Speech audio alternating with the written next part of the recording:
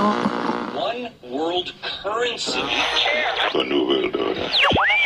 Those are the roots of trouble. I imagine that right now you're feeling a bit like Alice, tumbling down the rabbit hole. Let me tell you why you're here.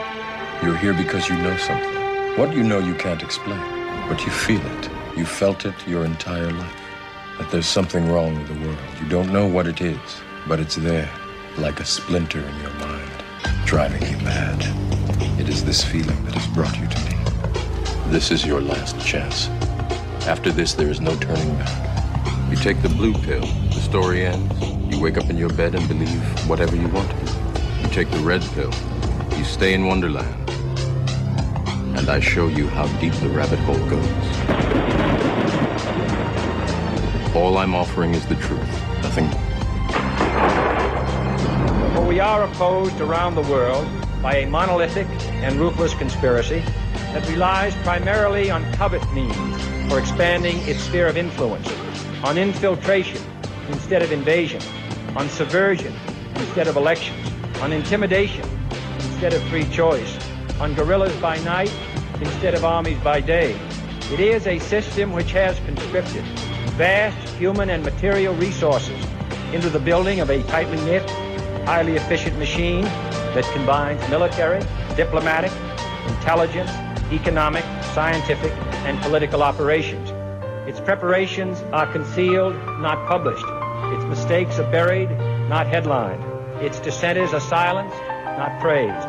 No expenditure is questioned, no rumor is printed, no secret is revealed. I am asking your help in the tremendous task of informing and alerting the American people. And now, welcome to another episode of Down the Rabbit Hole. Here's your host from federaljack.com. It's Popeye. Ladies and gentlemen, welcome to today's live edition of Down the Rabbit Hole.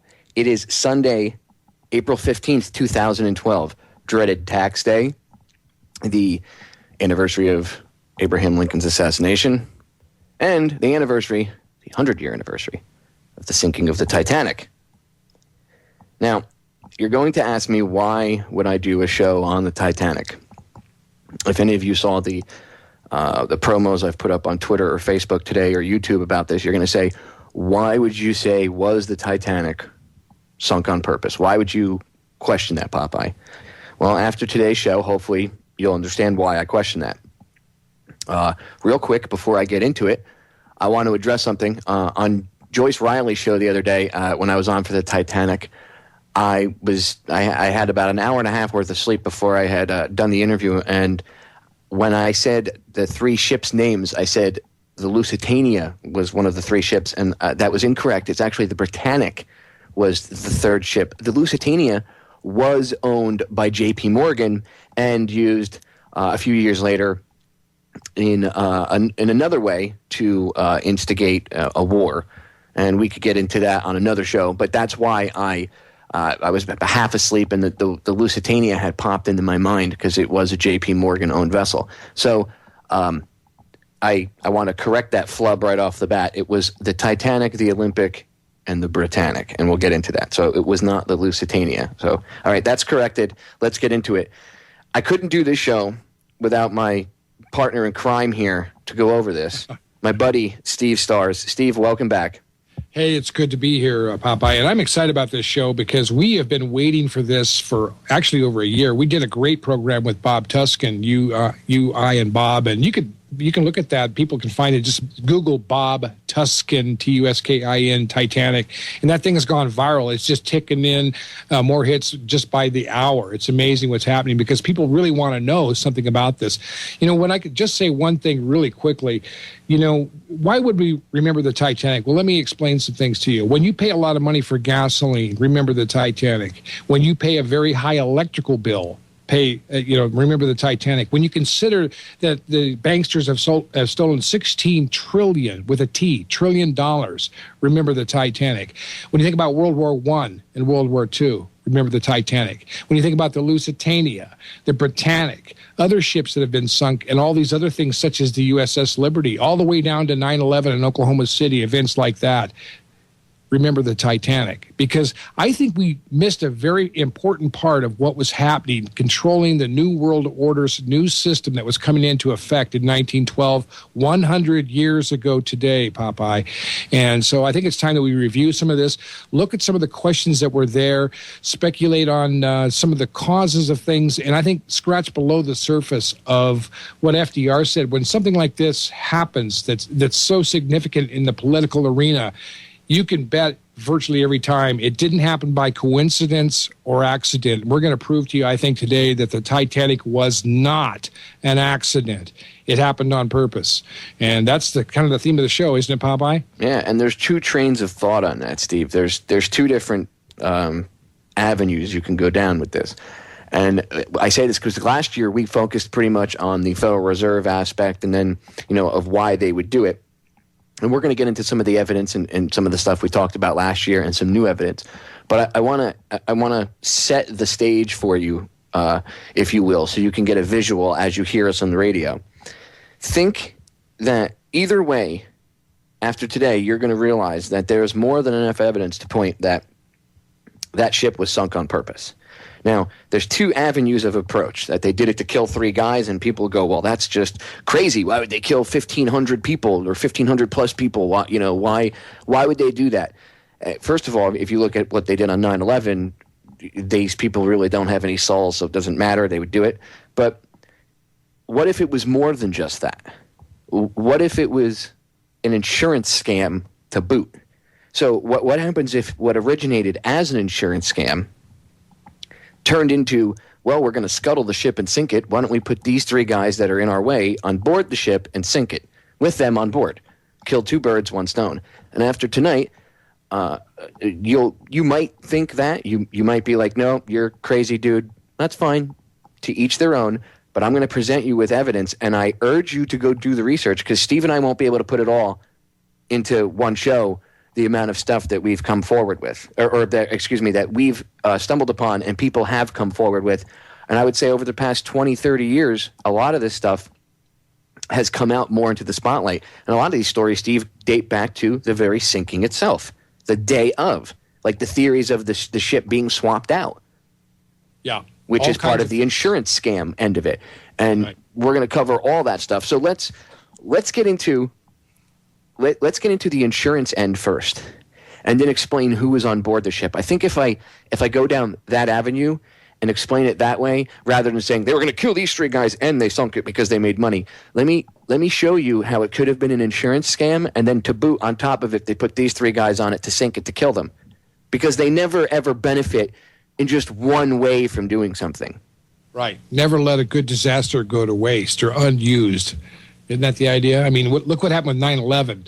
All kinds of things came out of 9/11. The Patriot Act, illegal wars. They got rid of all the evidence of WorldCom, BCCB, and Enron and all that stuff. They stole all that gold in World Trade Center 7.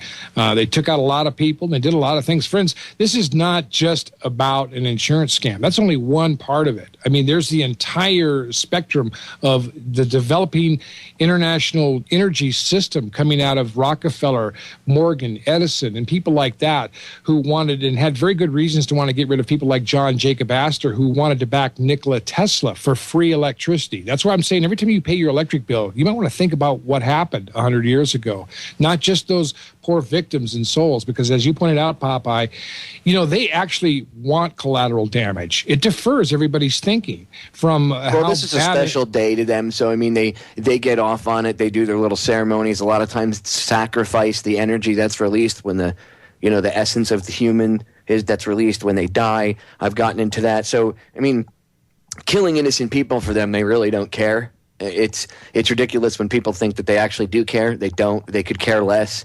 And we're going to show you just how much they could care less. And again, after tonight, you might think that I'm a crazy kook. That's cool. I don't expect you to believe me. I never ask anybody to. I hope that I spark a fire of inquisitiveness inside of you, so that you go do the research yourself and you'll see what's out there. And you can look at the evidence and you can come to your own conclusions, because I don't want to force you to come to a conclusion. That's not how the acquisition of knowledge works. You have to come to your own conclusion. And I will never force any of you to believe anything I say, but I will urge you to go investigate, and I will tell you where, I will tell you what to look for, and you guys I expect you to take it and run with it. And you'll see the same things we have. We're going to be going to break in a second, but when we come back, I want to get into... We're going to get into the insurance aspect of it really quick. We're going to cover that for a few minutes of, that and the similarities with like 9/11 and Lucky Larry Silverstein and a few other things. And then we'll get into a little bit of how it could have been done and a few other things. So stay tuned. Don't go anywhere, ladies and gentlemen. More on the Titanic with Steve when I get back. Ladies and gentlemen, we are back. Okay. So as promised, I'm going to head down the insurance path first. So let's look at it from this perspective. The Titanic itself was in good shape, but its sister ship, the Olympic, was not. And actually, the Titanic was the second in the fleet, not the first. She was not the flagship. The flagship was the Olympic. She was damaged in an accident, heavily damaged, with the HMS Hawk, I believe it was, and it holed her above and below the waterline. And holing a ship means you punched a huge hole in the hull of the ship. And not only did it put a huge hole, but it destroyed cross members. It tweaked the starboard prop shaft. It damaged the propeller. Beyond repair for the propeller, they had to change the prop out, which is an important aspect of the story. And it gave the ship a permanent list to port because it had tweaked the keel, which is the spine of the ship. So the ship was essentially uninsurable even after it was fixed because no insurance company is going to, the ship hasn't even sailed yet and it's already had, all this damage and it hasn't even set off on a maiden voyage yet. There's no way they're going to, and nobody in their right mind would insure it because it would probably sink.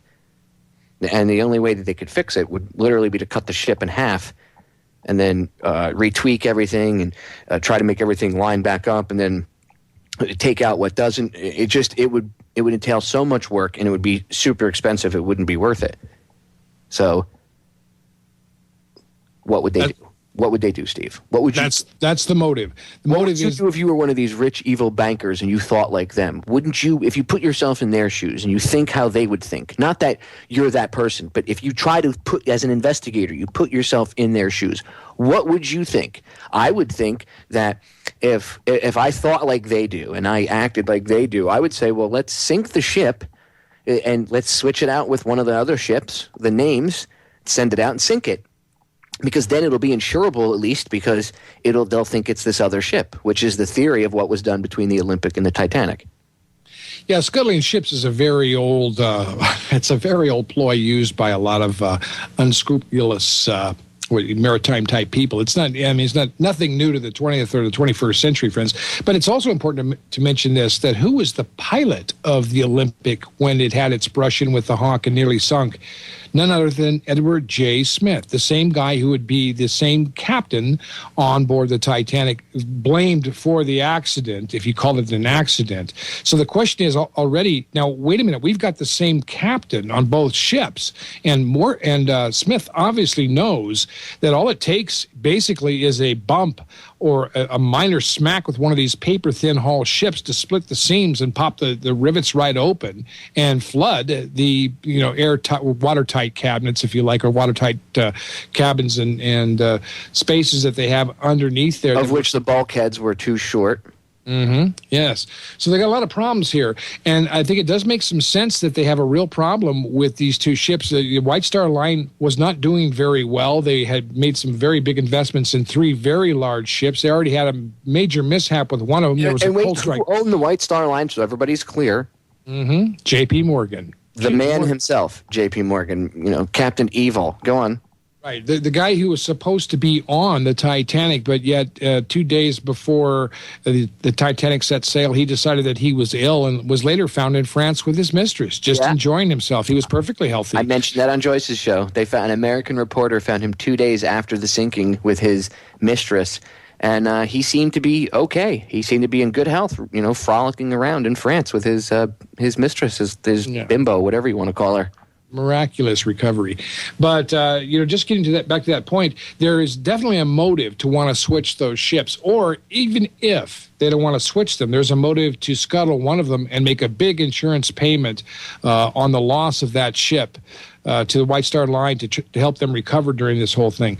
So either way you look at it, friends, there's still, whether they switched the ships or not, there was still a lot of motive to want to sink the Titanic, and I believe that's exactly what they set out to do. And was Edward J. Smith a party to a mass murder, or was he just going along with what he knew was going to be the scuttling of a ship, hoping and believing that another ship that was owned by J.P. Morgan, which would have been the Californian, which we'll talk about it at length later on, would be coming around to rescue everybody out there at sea, and then the ship would have been lost, but of course, it wouldn't have been a total loss of lives and souls. Now, you got to remember that Smith was a company man, and he was a Jesuit. Owned essentially by J.P. Morgan. And he owed them, Steve, because the Olympic was not the only ship that he had smacked up. Yeah. He had actually a habit of really destroying any vessel that he was put in command of. Why they would put him in command of the Titanic after everything, including the Olympic, is just beyond any sort of logical thinking. So then one must say, well, maybe they didn't put him in charge of the Titanic. Maybe they just let him have the ship that he broke the last time and, swapped out the names. Now, Smith was a Jesuit, and he did get a visit from a rather high-ranking priest in the Jesuit order at their last port call before they set out for fate. And last year we had postulated that perhaps, Smith was in, very, I'll take the ship down, not saying, we didn't say he was evil, but we said, he did take this Jesuit oath and everything. And that is very much a possibility. But from doing more and more research and seeing the insurance aspect of it, it's more likely that between that and the fact that he had all this hanging over his head from the White Star Line, and Morgan owned the White Star Line, all you would need, I'm sure that high-ranking Jesuit priest was probably there just to make sure he went along with everything, and maybe hit him from that aspect of being part of that, that oath that he took, that secret society oath, that blood oath. So maybe he hit him with that just to reinforce it. You better sink the ship. But I think it was a mixture of things. I don't think it was just that. And it's important to bring that to people's attention because, as we said, over the course of the past year, we've really looked into this, and there's more and more evidence mounting. It's not, so I want to give an accurate portrayal. I don't think Smith, personally, I don't think he was 100% like, we're going to kill everybody. I do believe that he really believed, like you were talking about, Steve, with the Californian. Now, just because Smith believed the Californian was coming doesn't mean that the people that were pulling the strings were actually going to let the Californian come. Right. And all you would need for that is a compliant captain of another ship, perhaps somebody on board the Titanic with control to the, over the different types of flares. Instead of using multicolored flares like red or blue, they were shooting off white flares. Some people say that the flare story is not true, that they were setting off other flares, and that the Californian actually saw a different ship. Now, we can get into that, but the thing is, at a base level is, what if Smith thought that this ship was really going to come rescue them? And he didn't realize that that wasn't part of the plan, until after things were too late. Because all it would take would these guys aren't stupid. They could sit down with an engineer and ask him how long it would take for the ship to sink and everybody to go down, and then let the Californian go. Right. I mean, there's some very interesting things to all of this, as a matter of fact, because if you stop and think about it, the Californian did not contact the Titanic at any time after midnight. As a matter of fact, they delayed the QCD, the SOS signal coming from the Titanic for 35 minutes. So they didn't start signaling SOS or QCD until about 35 minutes after the collision. One would think they would have been immediately on the wireless talking about their difficulties and trying to get attention with anybody that they needed to, unless they needed assistance. Popeye, it doesn't make any sense. No, it doesn't. You're right. Good thing to point out. And we'll get into that more when we come back. Ladies and gentlemen, stay tuned. We're going to break 3 minutes. We'll be right back. Don't go anywhere. So, we were explaining the insurance scam end of it, and we were explaining a little bit about Captain Smith and how compartmentalization plays a big role in all of this. And perhaps he didn't even have the full picture, which most of these people don't. They're what we call useful idiots. And Smith had we already explained, he had this habit of crashing ships. So he was actually quite good at it. I mean, why not hire him to do this job, you know? And again, if he thought people were going to get off and that nobody was really going to get hurt, maybe other than the crew members in the front of the ship, and maybe he wasn't aiming for that iceberg, because every time we went through this last year, Steve, before we did the show, all the research we were going through, we kept coming up to the conclusion that perhaps they hit that iceberg by accident and they were aiming for something much larger. Now, it's interesting that when you look into the insurance aspect of it, the scam, when you look into the story that says they sunk it, you know, and they switched it and everything, the testimony about them hitting the iceberg is the same, that they hit that iceberg on accident. So that's interesting that both of those stories have something in common, where the iceberg that was not, they hit it, it was almost like Murphy's Law, you know what I mean? And that they were headed into the ice field at full steam, which was not odd for captains of the day. But you've shown, and just by looking at the ice map, and not only you but others who have seen this, there was this huge ice shelf they were headed for. Right. So exactly. what if Smith was headed for this ice shelf thinking he would smash the front of the ship, and the ship was actually built, it would have withstood a direct frontal impact. That's why they shouldn't have tried to veer away from that iceberg. They should have rammed it head on. They would have had less damage. But if he had hit this shelf, maybe he thought the ship was going to go up on the front of the shelf, whatever. He would beach the ship, give enough time to maybe evacuate people onto the ice shelf, and then the Californian can come in. Now, we've brought the Californian up twice, in two different segments, multiple times in two different segments now. So let's touch on the Californian. Okay, that's a good point. Let me just explain really briefly, though, for folks in radio who are listening and don't have a visual picture. If you were to see the map of this ice flow that was presented at the Titanic hearings, it's up on the internet. You can find it, Titanic ice flow. What happens in warmer spring months is that the polar ice caps begin to melt and break up a little early, and they get swept out to sea. And what they create is just a big chunk of floating ice debris out there in the middle of the ocean, just kind of swirling around about 400 miles off the coast of Newfoundland. Now, there was a book written in 1898 called Futility, Wreck of the Titan.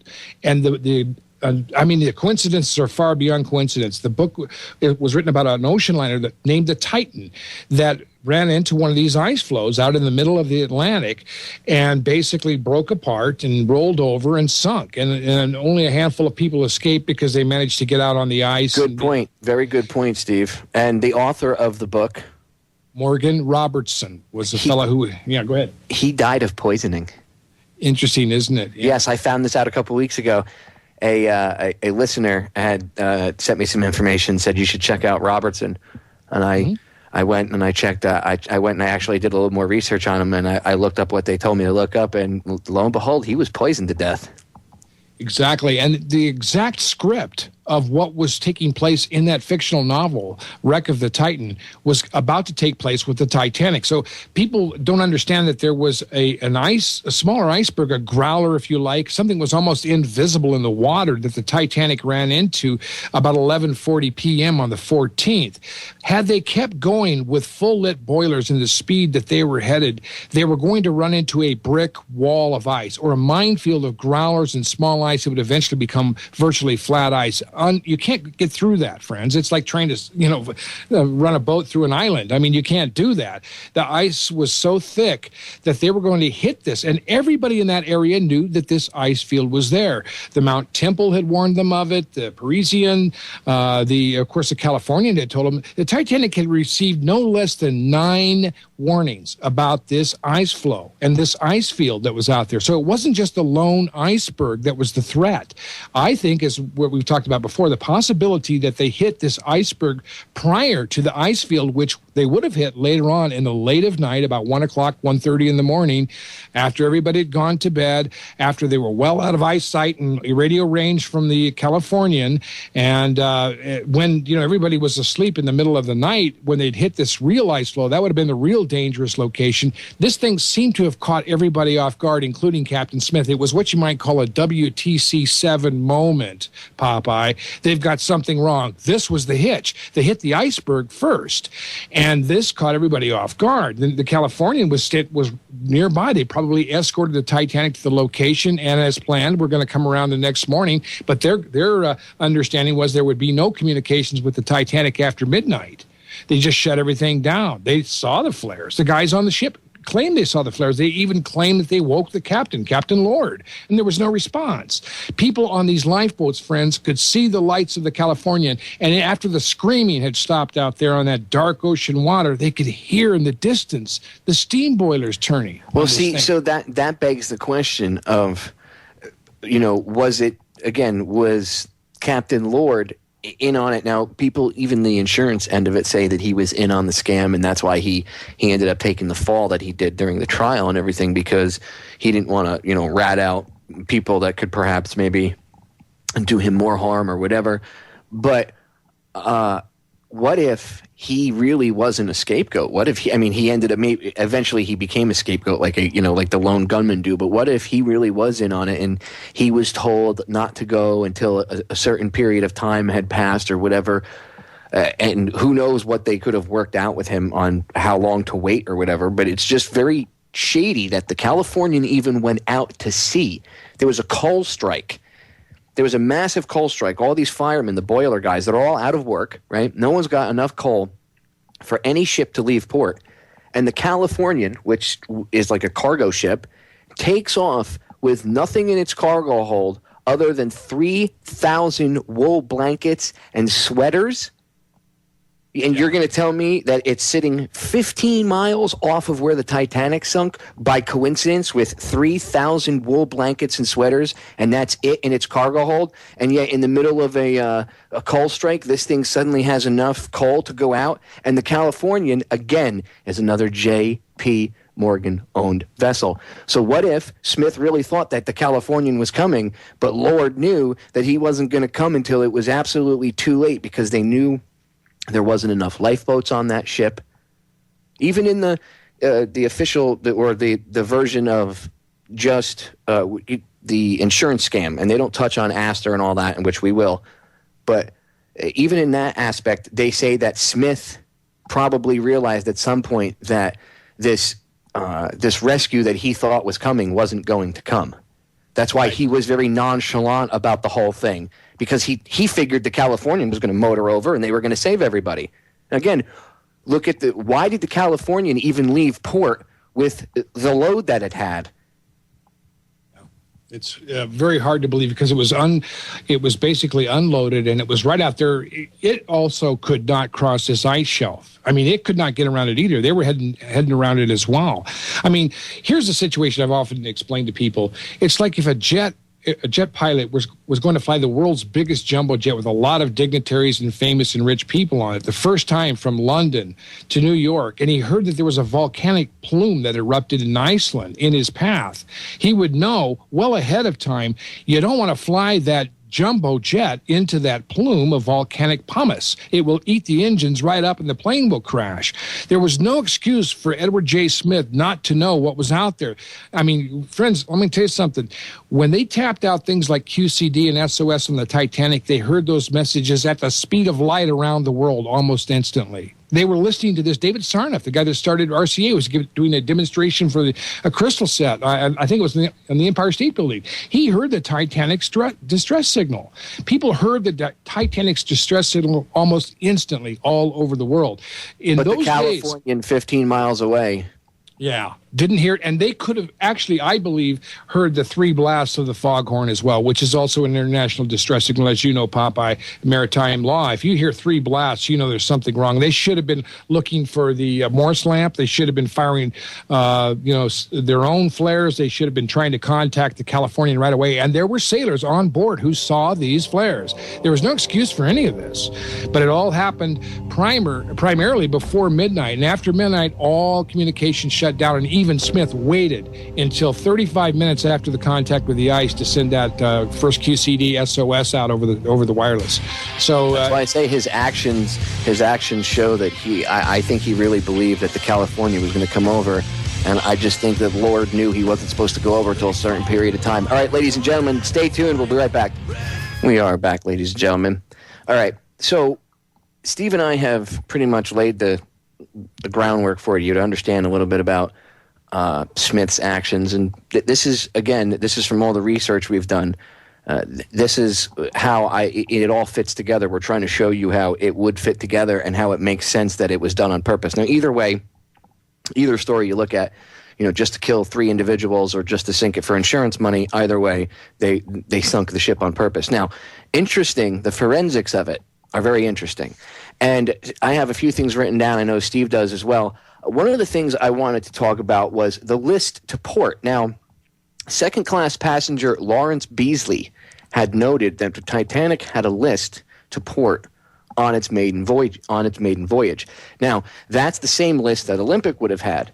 Interestingly enough, there happened to be a coal fire in the number 10 bunker on, we'll call it the Titanic, okay?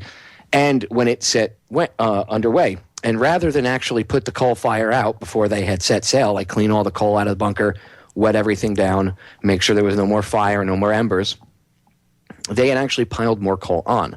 Now, a smoldering coal fire in one of these bunkers, very compact like that, would be akin to a large boiler. And if one of those bow plates were to be sheared open and some water was to get in, it would cause a rather large explosion. Now, one of the crew members, according to, again, these stories go back to the date of the sinking. This guy, I think it was either the late 60s or the early 70s, this guy came about. His name was called Paddy the Pig. That was his nickname. And I think he was either in Ireland. I think it was in Ireland he was. And he said it was a crewman on the Titanic, and that they would the real story that they tell you was not true, or the story that they tell you is not true, and that the real story was the Titanic was switched and sunk, the insurance scam thing, and that the cause of the sinking was actually an explosion below the waterline in this coal bunker because they had hit this iceberg. The water had come in, hit that smoldering coal, boom, and blew this rather large hole into the port side of the bow. Well, lo and behold, when they go down, what did Robert Ballard find? But a rather large hole in the port side of the bow. And how do they explain this? They say this is not from an explosion. They say that theory is completely wrong, and that pushed out metal, which it looks like a huge explosion in the hull. No, that's not an explosion. The metal got pushed outward and bent outward like you see, even though it's all over.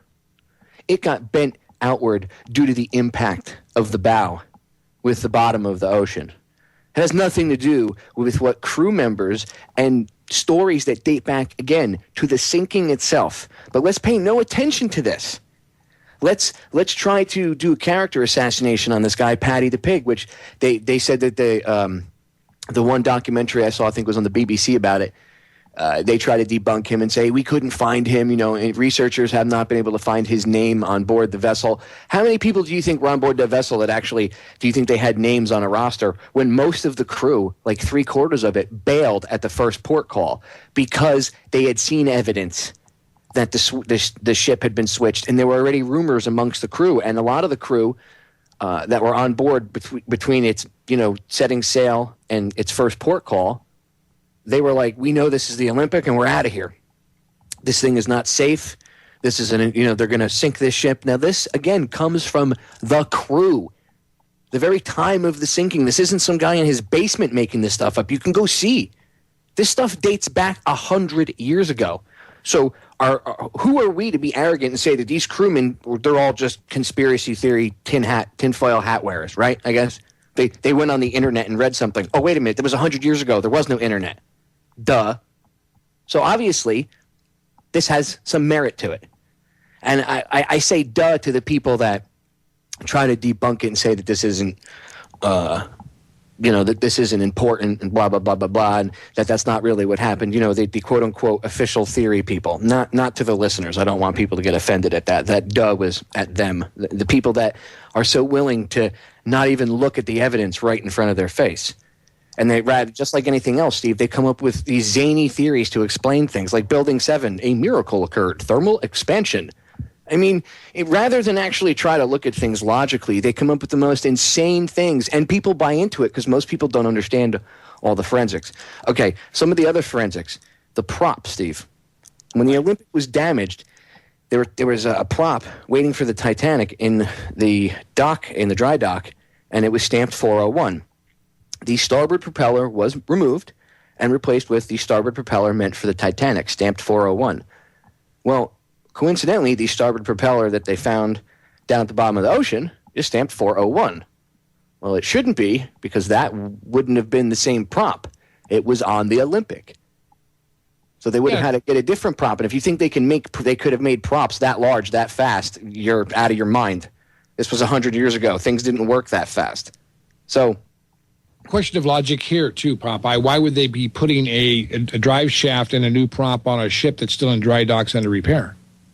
Well, that too. I mean, from one that they needed that was going to be sailing first, the Titanic, if that was the case. That doesn't make any sense. They could have easily just let, like you said, let the Titanic be take the maiden voyage, hoorah and hoopla, and then the Olympic, let it get repaired. But there is video footage of the repairs. There's video footage. If I forget the name, I think it's called Why They Sank the Titanic. This British guy put together this documentary, and in it he's got. You can see it on YouTube. He's got video footage, whatever it was, 8mm or whatever the hell they recorded with it, but somebody, transferred it. And you see the Olympic leaving, and you can see the patchwork on the outside of the ship above the waterline.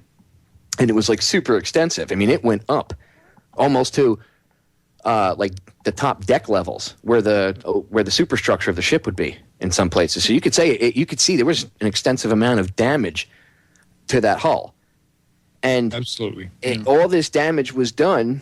And a lot of it, again, you have the passenger, Beasley, saying that the Titanic had this permanent list of port when they set underway, and that coincides with the Olympic.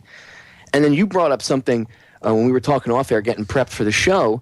You brought up a good part. The portholes on the side of C deck on the Olympic, the forward part of C deck, if you were looking at the ship, you have to go look on a map. Just look up a deck map of the Olympic. And when you look the forward part of C deck, the Olympic had 16 portholes. And if you're looking at it, you'd be looking at the port side, which is the left side. You'd be looking at the Olympic had 16 portholes. Titanic had 14.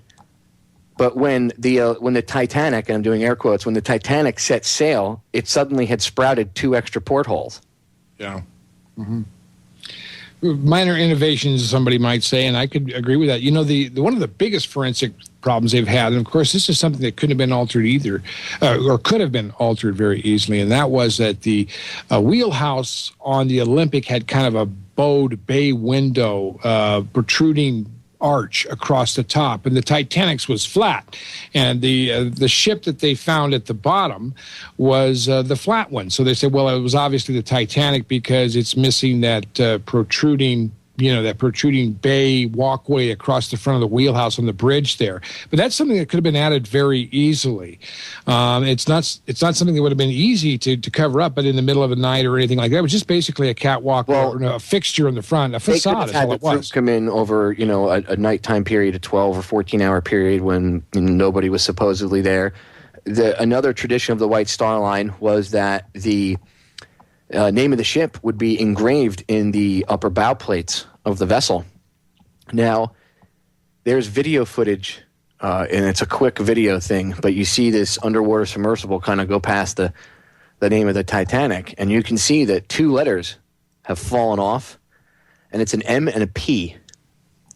Now, when I say 2 letters fell off, you say, Popeye, didn't you just say they engraved them into the ship? Well, no, not on the Titanic. There were welded letters. Big iron letters to the side of the ship. And they were either welded or riveted. And by the time, over the course of time, they fell off, a couple of them, and you see an M and a P.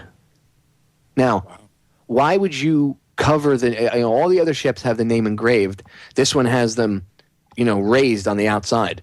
And one of the chatters in the chat room earlier brought up a good point. How come when you see the forward shots of the Titanic, why is it you never ever see the name of the Titanic on the bow plates? And why is that? Well, they're engraved in the bow plates. You would expect to, and people say, oh, it's all calcified over and everything else. But there's certain spots where you can see pretty clear. Why are there no close-up shots of where the name of the ship would be? One has to wonder. One has to check the stuff out. That's the strongest forensic evidence I think that's out there, is that those photographs of the M and the P from Olympia, which would have been engraved in the bow, covered up by the letters that fell off that were welded on Titanic. That's something I'd like to see. I haven't seen that myself, but I want to look at that and take a good look. That's very, very strong forensic evidence there. Very strong. Again, The video is in, I believe it was video from Ballard that they had caught one of the first or second expeditions, and it's in that Brits video. He put together a documentary, Why They Sank. I think it's titled Why They Sank the Titanic, and you could see there's this quick, submersible pass by. So check it out. I mean, again, there's evidence. You can make your conclusions yourself, ladies and gentlemen. All right, hour number 1 over. Hour number 2 coming up. Don't go anywhere. Steve and I will be right back. Ladies and gentlemen, we are back with hour number 2 of today's episode of Down the Rabbit Hole. I am your host, Popeye, from FederalJack.com. Today is April 15th, 2012, and we are discussing the Titanic on this 100-year anniversary of the sinking of the vessel. And if you were tuned in at all during hour number 1, you understand why we're discussing it. Stay tuned for hour number 2 if you're just tuning in, and you'll get it when we're done, I promise. All right, so we talked about Smith, the forensic evidence and stuff like that. There's also a few other interesting tidbits, Steve. Before we go any further, you had mentioned 35 minutes before that they had even, bothered to start worrying about anything and sending out any sort of distress signal. It was 45 minutes before the pumps were even turned on to start pumping the water off the ship. Now, as a former sailor myself, I can tell you that is very odd. Fire and water leaks are 2 of the biggest fears when you're at sea on board a vessel. And if you had water coming into your ship, you certainly would not be like, oh, don't worry, don't turn the pumps on. I was damage control. That was my job, okay?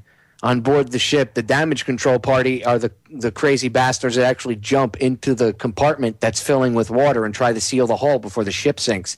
And a lot of times, if they're not successful, then they're sealed in with the if they can't get out. Sometimes it happens, but it just doesn't make any sense. From my standpoint, from understanding what I've been trained, it doesn't make any sense that the 45 minutes they would wait to turn the pumps on. That's insane. Californian wasn't 15, it was 19 miles away. I checked my notes. It was actually 19 miles away, which is still shady. And another thing, the crew, the remaining people that survived, the crew of the Titanic, when they came back, they were told and threatened that they had to sign the Official Secrets Act. And they were told they were signing a piece of paper that was the Official Secrets Act. Now, if they could have been just signing a blank piece of paper and it could have been nothing, and just the threat alone, especially back in the day, would have scared the crap out of them. But they were threatened with jail, that they were not to talk about anything, including you'll never talk about the theory that the ship was switched or any of this. And this is all documented. Now, if that's not shady, why would they start a whitewash? And the official, listen to me, the official, I have new lips today, the official, I got the word out finally, investigation. The official investigation was a whitewash. And this was the start of it. So why would they, right off the bat, sign the Secrets Act, the National Secrets Act, and you could go to jail if you open your mouth and say anything about the ship being switched? Why would they initially go after people like that? That's a little shady, don't you think? Yeah, not to digress too much, but, we've interviewed Phil Turney from the USS Liberty, and we know the whole situation about what happened with that attack when Israeli jets attacked the USS Liberty during the Six-Day War. This was kept quiet for, what was it, at least 40 years, and everybody, all those sailors who were attacked, I mean, this wasn't just an accident, friends. This was a physical attack by Israeli jets. They strafed the lifeboats. They damn near sunk it, is what they did. They had every intention of sinking it, and they were told that they would keep everything quiet or else. And everybody they were threatened too. Good point. Same thing. They were threatened as well. So why are they threatening the Titanic crew? I mean, doesn't that reek? Hey, they're trying to cover something up. Yeah, these are the kinds of things that keep happening in our societies, and we wonder how these secrets can happen. And, of course, the nonchalant, skeptics who don't want to look at all the coincidental evidence, which isn't coincidental. I mean, it's far beyond coincidence. Always say that you're crazy because you believe in these conspiracy theories, when, in fact, you're almost crazy if you don't, especially when it comes to 9/11 events like that. I mean, the obvious amount of research that people can do and should do on these events really starts to wake you up. And we talked the last hour, and we'll get into it eventually some more after we finish up with the forensics and some of these other things, as to how did the Titanic sinking affect the world? I mean, friends, it had a drastic effect on the world, not just because, it was a shocking event that this major, new world ocean liner went down, but because of the Federal Reserve, World War I, the IRS, they were doing everything they could to stop any kind of development of free energy with Tesla, people like that. There's also a very important U.S. official by the name of Archibald Bullitt, who was on that ship coming back from Rome. He had just delivered a message to Pope Pius X. Now, we know what's going to happen in 1916. The Britannic, which is another one of the White Star liners, another sister ship of the Titanic, was torpedoed or actually ran into a mine, they say, or an explosion, a sabotage of some sort, went down in the Mediterranean. Okay, another major ship took 30 souls down with it. Most people got off the Britannic, thank God. But these incidents are happening all over. Then there was the Lusitania. I don't want to digress too much, but the point is, friends, as we remember the Titanic today, 100 years, and I'll give just a moment of silence for those poor people who were on that ship who trusted J.P. Morgan and the White Star Line and Captain Edward J. Smith. I want to remember those folks, but I want to remember also that, friends, there was more to this story than just a mishap at sea. This was obviously something that was planned and was intended to happen, in my thinking, because the circumstances surrounding the coincidences or accidents that happened to cascade one after another with a major ship liner in a dangerous shipping lane after being warned several times do not add up to a mistake.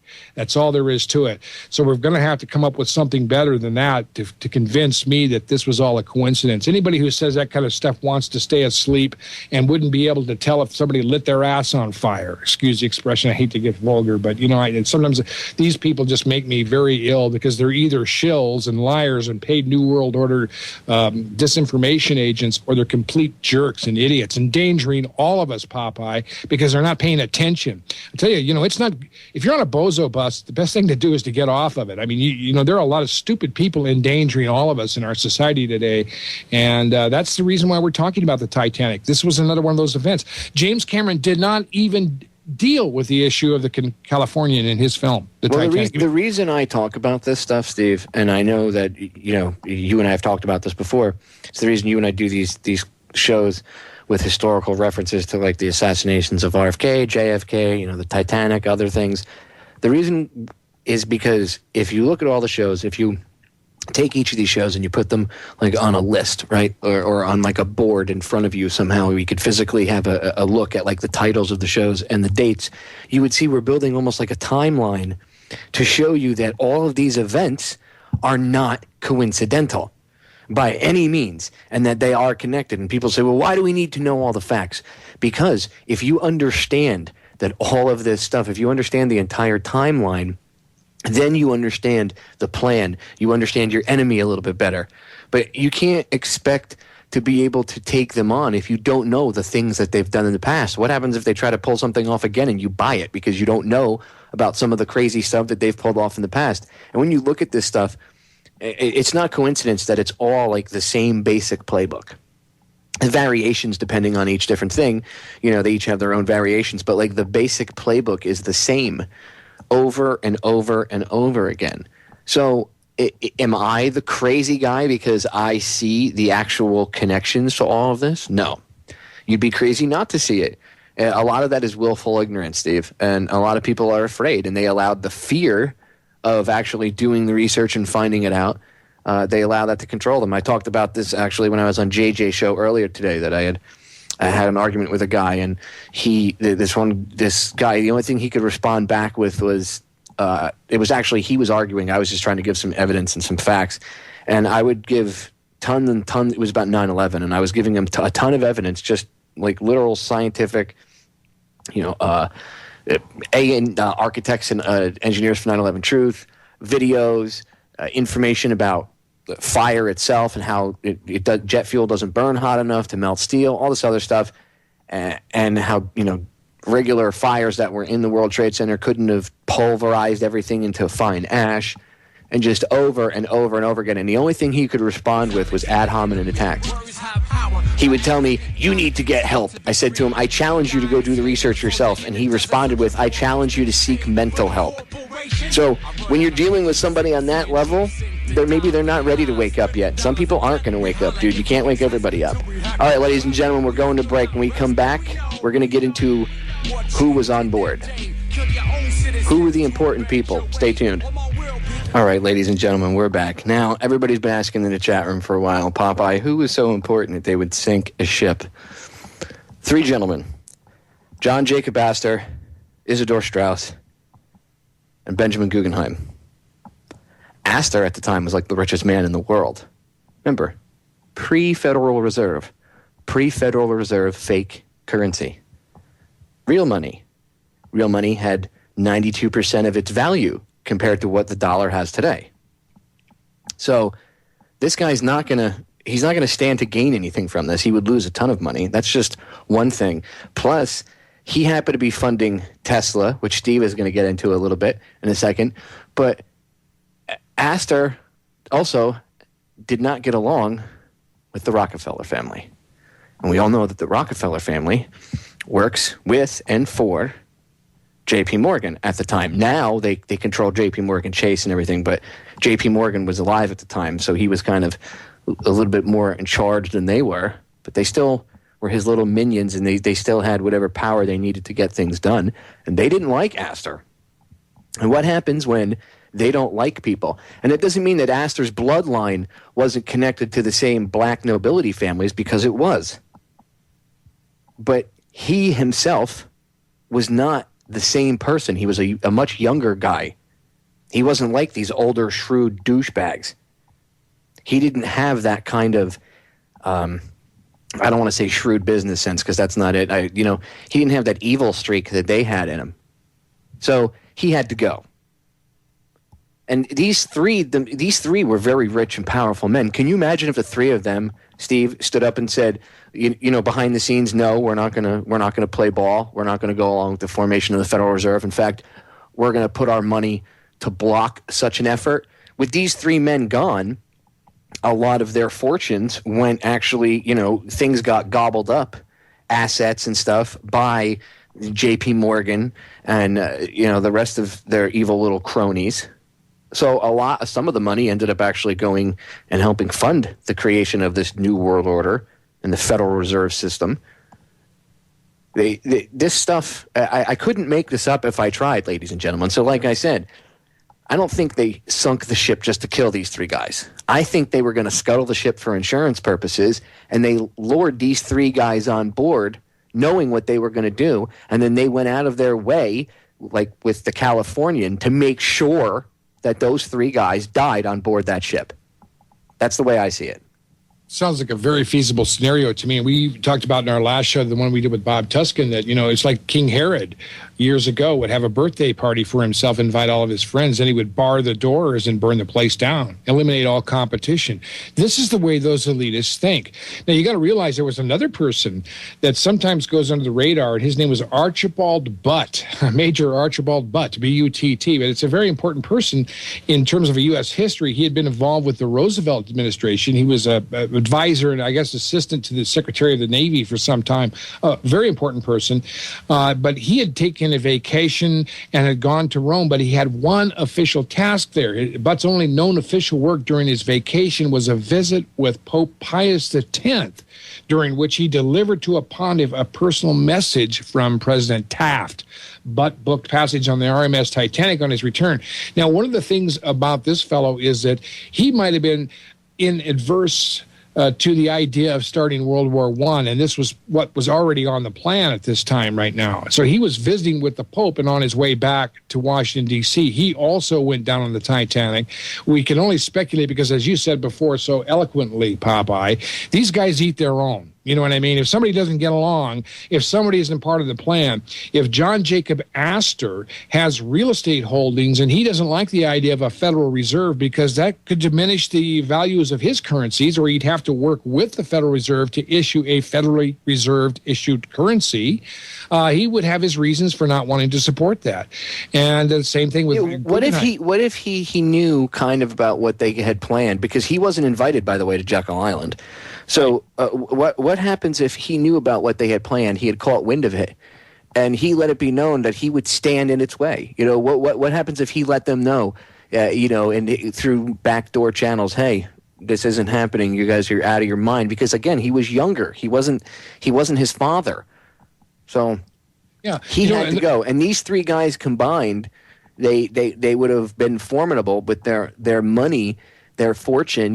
They would have posed a formidable threat. So what better thing to do than get these three men on board the ship with invites of, hey, I'll be there too, and then at the last minute you cancel, and you know that ship's going to get sunk. It's killing two birds with one stone. So I don't think that the original intention of the sinking of the ship was to kill them. I think that actually was tacked on after the initial idea came up, because the sinking of the ship would be an insurance job. They could save a ton of money, and or they can make a ton of money on it, and they could kill these guys and get, who else? Who knows? Maybe there was other people even on there that you don't know about that they wanted to get rid of.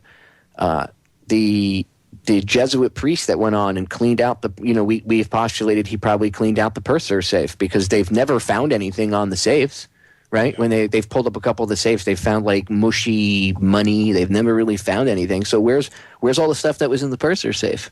Yeah. Where'd it go? All the gold, the silver, any security deeds that might have been very vital or anything like that could still have redemption. It's also important to realize that Guggenheim, there's a Colorado connection to him. I didn't know that his brother was a senator from the state of Colorado. He started the School of Mines here, Popeye, the School of Mines, okay? Now, they were very much involved in things like gold and silver mining and mine projects, okay? Now, what's the problem with gold and silver mining? I mean, isn't that something archaic from out of the past, or is that something that's also in the way of using a currency that's not based on anything that's along the lines of a real commodity-based monetary system? I mean, so here again, you see people like Guggenheim and Astor were very involved in a lot of philanthropic type events and people that they were working with, in particular Nikola Tesla. Now, it's very important to point out that Tesla had been funded during his Wardenclyffe experiment in New York with J.P. Morgan, and it proved that he could send electricity through the air without wires. Now, who was involved? I mean, we know that Morgan had been backing Edison for a long time, and Edison's plan was to wire everybody up to his It's called zero-point energy. It's from the actual Earth itself. It uses the Earth's own electrical grid to pull energy from and transmit it to and from all over the place. Interesting. What did Morgan say to him? Well, he said, "Oh, where do I put the meter on this thing, Nikola?" And when Nikola Tesla told him, "You don't," what happened? He said that, well, that's the end of your funding. And Morgan had actively gone out and even campaigned and argued against getting anybody to support Tesla's research after this point. He was also involved with John D. Rockefeller, as we pointed out, and Rockefeller was developing oil and energy related to that. And we know that Tesla had designed a steam-powered turbine that would render 110 horsepower and fit in a hat box, Popeye. Now, what are you going to do with a turbine engine when you've got all these piston engines running on petroleum? And a turbine engine can essentially run on any fuel at all, be it alcohol, be it peanut butter, chicken poop, or whatever. I mean, here's a situation where I said in the beginning of the show, friends, when you sit out in your car or actually stand there at the pump and pump gas and you look at what you're paying for gasoline today, you might want to remember the Titanic, because there are some events that all relate to this. The Federal Reserve, the IRS, World War I, all started within a year of the sinking of that ship. And today, we're still paying the price for it. It's more than just the loss of those poor innocent people that went down on that ship, Popeye. There was a lot more evil that came out of this thing. Never let a good disaster go to waste of its full potential, right? Exactly. Kill two birds with one stone. And if you look at it like 9/11, look how many things happened, after that. It's one of those key events that if things had been different, how different would things be today as we know them? All right, ladies and gentlemen, we're going to break. Stay tuned. 3 minutes. Don't go anywhere. Steve and I can't get it out. We will be right back. Steve, we are back. And you brought up a great point during the break. Molly Brown, ladies and gentlemen, she got the nickname the Unsinkable Molly Brown from this event. And she was one of the biggest owners, her and her husband, of I believe by this time her husband had died, if I remember correctly. But maybe not. But she was, we'll say she, even without her husband, was one of the biggest owners of silver mines in the country at the time. Yeah, she was another one of the silver kings that we had a lot of out here in Colorado. And silver was currency back then, Steve. Yeah, it sure was. And see, there was another situation where people who were involved with silver mining, Guggenheim, of course, was a senator, not the one that went on the Titanic, but his brother, who started the School of Mines. We talked about that before. They were very, they were very involved in philanthropy, and they did a lot of things to help people. Both Astor and Guggenheim. Astor had, Nikola Tesla lived at the Astoria for almost all of his life, and they were looking at doing some inventions. Astor was an inventor in his own right. So, I mean, what you're seeing here, friends, I believe in many ways was the 9/11 of its time. That's what really happened. It was made to look like an accident, but there's just no way I can be convinced that Edward J. Smith wasn't headed directly for that huge ice flow, happened to hit an iceberg. Had they not hit that iceberg, it's likely that a lot more people would have died, in my thinking. And then there's a very good possibility from the forensics that there were some set of circumstances that might have been preordained, Popeye, that caused that keel to blow out. Because as I understand, there are even pictures and photographs and maps now, if you go online, to find out bits and pieces of the debris field where they find a large portion of that keel far away from the ship, which means that there was an attempt to knock the bottom out of that ship going on in that fire as they left port in Southampton. This thing was a design disaster. Friends, these ships were not unsinkable. Edward J. Smith knew They knew they weren't unsinkable. They knew, especially with what happened with the collision between the Hawk and the Olympic, they knew what would happen if one of those if the hull was even hit, because the bow plates just busted off, the rivets all sheared off. There was a hole, but some of the plates themselves just simply fell off and gave way. And think about it, this is before they had really manufactured the metals we use today. We didn't have the types of steel and stuff that they use today. Stuff was way more brittle, and half the stuff was iron. Yeah. You're mixing metals, you got steel and iron together, putting cold water in the mix. You don't have to be a chemistry wizard to figure out that that's not going to work out real well. You know what I'm saying? And it's astounding, really, that the Britannic was doing so well out in the Mediterranean before it hit a mine, they say. There's a big mystery on that. I'd like to see some more research on the Britannic. They recently found that wreck as well. It's been down there quite some time, a very, very large shipwreck in relatively shallow water compared to the Titanic. So, I mean, here you're looking at 3 big ships, all of which were not well designed, all of which were owned by J.P. Morgan, who booked this himself a trip on this ship with all of his rich friends and then decided not to show up. I wonder if Lucky Larry took any notes from this for 9/11, because he usually ate breakfast at Windows of the World, and on September 11th he conveniently wasn't at breakfast that morning because he had a dentist appointment. Yeah, no, it was a dermatologist. Oh, that's what it was. That's right. Well, whatever, doctor's appointment.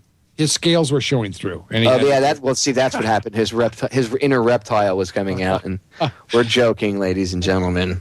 That guy is creepy, though. Have you ever watched it? Oh, dude, he's evil. We pulled it. Yeah. But I'm not talking about a controlled demolition, even though pulling it is a controlled demolition term. Yeah. Yeah. I mean, it's the whole stuff is so suspicious. And the key thing is... Controlled demo, you did bring up the keel, the explosion. Right, Steve and I actually learned about that on air last year. A caller had called in and told us about it. And when we looked into it, they actually found these huge sections of the hull it was side to side from port to starboard. It was literally these 2 sections of the ship that had been blown out, and they had blown out by where the keel was. Now, some people are saying that, well, the keel was weakened and it gave way. True, the keel was weakened because it was already tweaked, but they had reinforced it with all these cross members and everything else.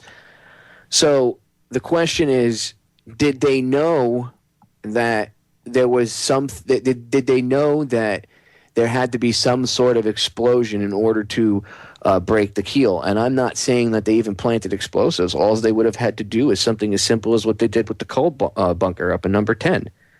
That all they would have had to do is make sure that seawater would hit a coal fire in a certain area and make sure it would blow out. I mean, they could have put explosives. Who knows? They had the ability to put planted charges back then. It's not like explosives didn't exist. And the plates were so weak and pathetic, especially in the cold water, it most certainly would have probably caused a problem. But I do lean to, I believe the whole explosion thing. Like I said, if they didn't use explosives, more than likely it could have been explosions from the other boilers, coal bunkers and stuff. But something that's really important to note is the Olympic had a weakened keel with that 30-degree list to port, or 30, 40-degree list to port, whatever it was. So if it's already got a weakened keel and they just they put something, maybe it snapped where the beams were, where the weak spot was, where it was tweaked. I do believe that there were explosions aboard the vessel. The survivors reported explosions.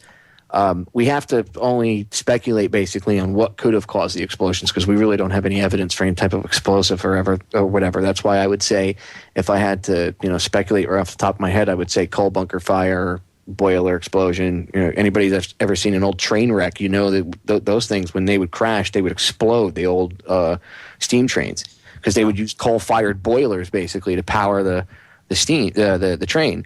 And that's pretty much what they were doing with the Titanic too. So you would have the same outcome, especially if this ice cold water hit. Steve, somebody in the chat had brought up a good point earlier about the occult aspect of it, and I had said this would be a perfect, when people say, how could they kill so many people? Well, if you understand that these people are into these rituals on specific days, this would be a perfect sacrifice. All those people dying, just like on 9/11, Christopher Everard and I talked about this, how all that spiritual energy getting released at the same, at that instant. Who knows if they even use this, as some sort of ritual too. Remember, they never only do this stuff for one reason. There's always at least 2 or 3 different reasons and levels that they benefit from and they do something for. Yeah, there are certainly other things that you can consider too. I mean, the astronomical aspects of this, that this was a moonless night, a very dark moonless night.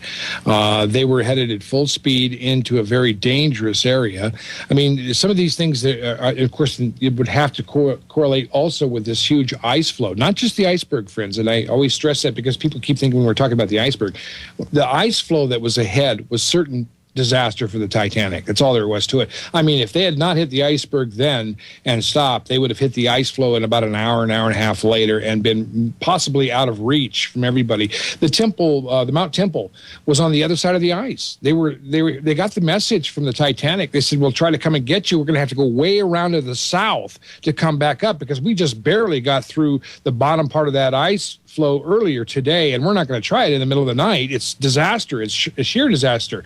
So they were on their way to come around. They showed up early. But the Californian, of course, and some say 19 miles.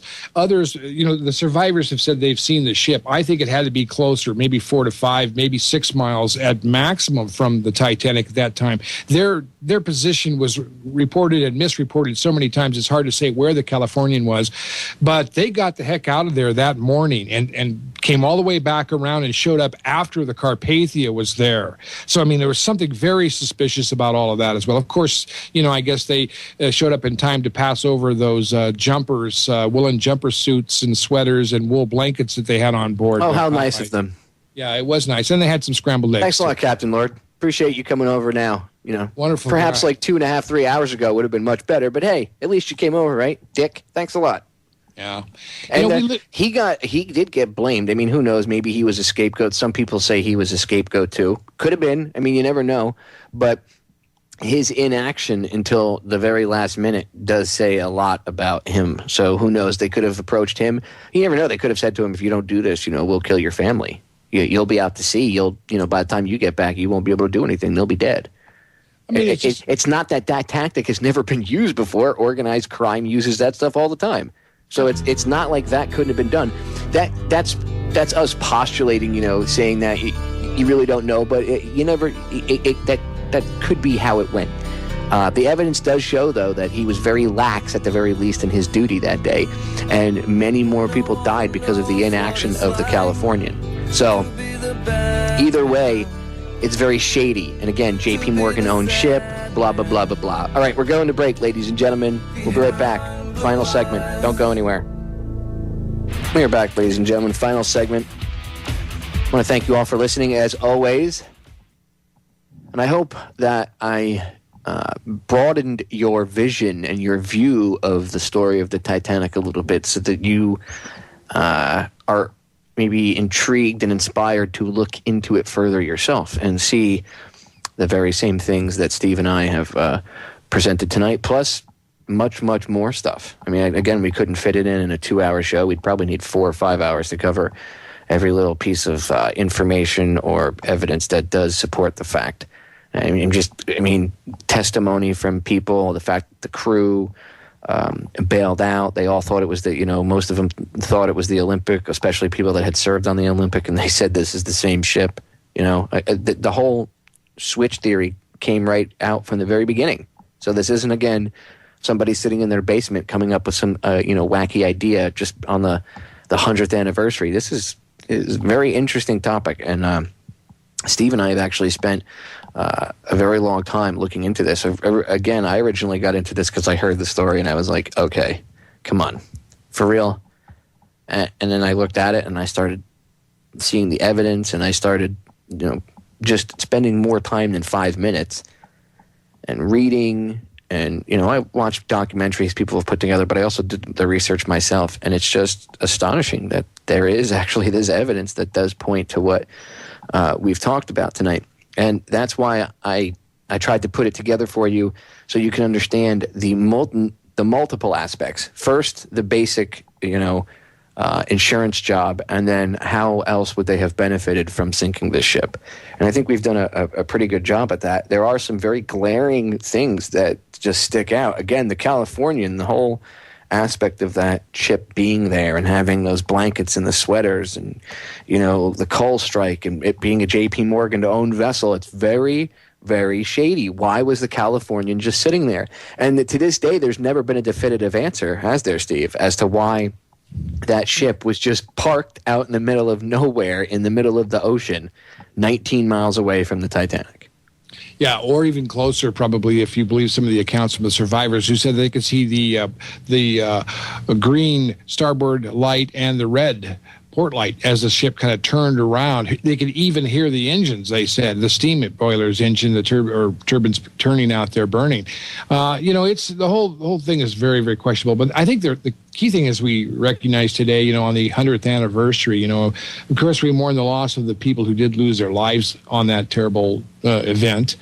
But the key thing is there's always this romantic dramatization of it all, like James Cameron's film Titanic, one of the biggest, I guess, if not the biggest blockbusters ever, because he had all those little girls that wanted to see Leo DiCaprio, for the fourth or fifth time, and they went to see the film. I don't know how but I mean, he actually released a 3D version of that, I guess, too, and we talked about that on the Bob Tuskin show. But the thing is, it's like with 9/11, with the Lincoln assassination, with the Civil War, with the World War I, World War II. We constantly have a folklore of myth about these events, and it's always reimbursed in the public credibility category every time we go by one of these anniversaries, and we still don't ask the questions that we should have asked.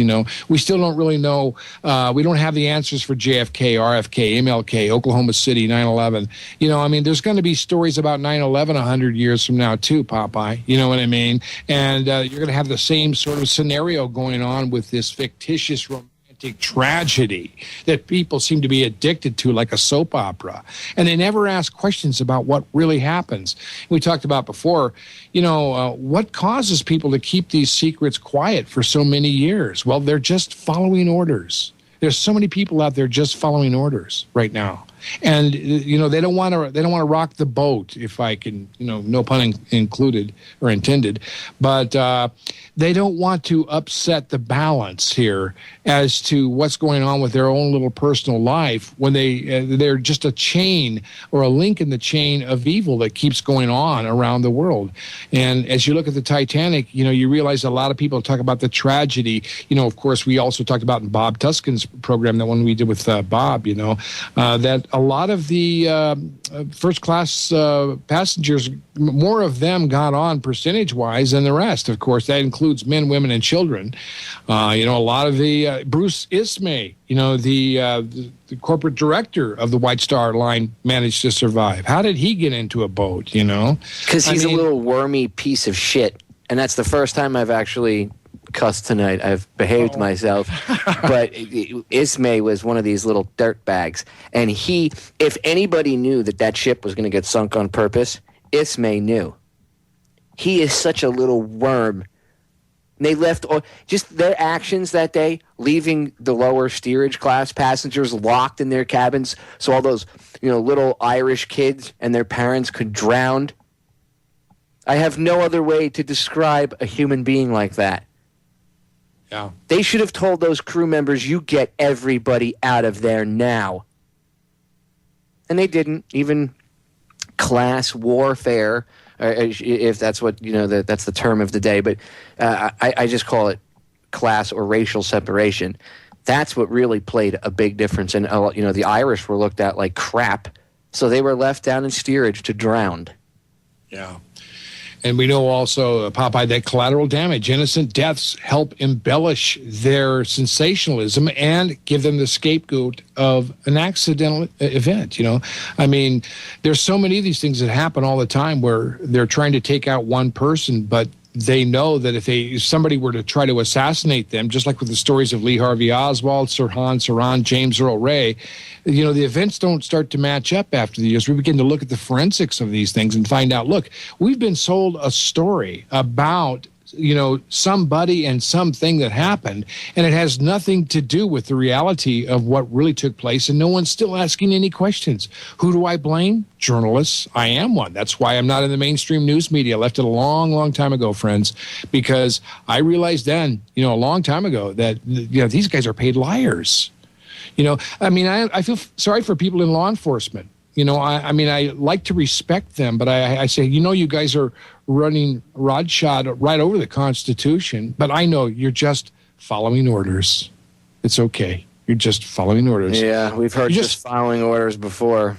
Yeah, we have. Letting somebody else think for you and decide what you're going to do about your ethical and moral decisions.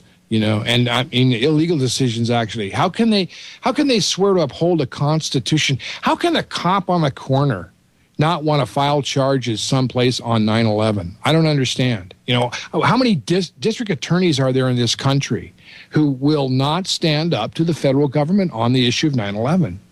Because it affects every little district in every little part of the country. It really does. It's international treason. And yet we have a society that can't deal with this. I don't get it. It's, this is a sad statement on humanity. And even today, as we celebrate this 100th anniversary, I'm sure there'll be a lot of films that talk about a lot of things, but very few, ask the questions as to, was this accident really an accident, or was it designed to look like an accident? Because it's used as fluff, Steve. They use it to distract people from the economy and from everything else that's really going on. That's why we care about the Titanic. I'm sure there are some people that are like in the know that are like, your grandpa was involved in that or whatever, or your great grandfather. But, they use stuff like this it's convenient for them. Not only, I'm sure they know what happened in the past, but they use this to distract people. Everybody focus on Cameron's 3D movie that just came out, ooh. Yeah. Not one mention. Ooh, look, pretty lights. Ooh, it's 3D. Ooh, Leonardo DiCaprio love story. Ooh, and they're not paying attention to what's going on around them. That's why you and I decided to do this second Titanic show with the new evidence that we found to kind of take that mainstream hype and hopefully get people to listen to this show and find out the truth. And realize that the very same things that the people that are trying to blind you from the very problems that we have today are connected to the very same people that sunk the Titanic for nefarious reasons, to say the least. So, yeah, I hope people actually learn from this today. I really do. The whole point of me, I like to do research and stuff, but the whole point of me spending with Steve probably about 8.5 to 9 hours over the course of the past couple of days getting this ready for you guys. We did it because we want we knew that today was going to be out of control, everything on TV, History Channel, Discovery, everything's going to be Titanic and all this crap.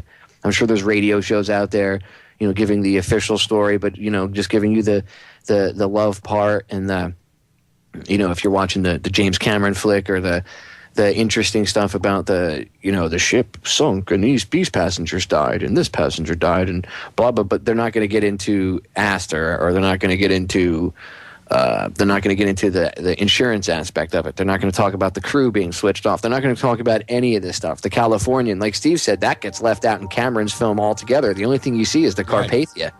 Yeah. Actually, there's a light that you can see through the bridge of the Californian. That's the only place that James Cameron put it in. Just one light, which proves that it was within visible distance, but no mention at all of any of what really happened here. Just the romantic official story, like Flight 93 or something else. Exactly. They want people to be baffled by their BS. Ladies and gentlemen, we're out of time. Thank you for listening, as always.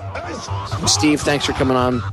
Yeah, my pleasure again, buddy. Again, we always do excellent, awesome shows together. And ladies and gentlemen, stay tuned because we will be doing more together.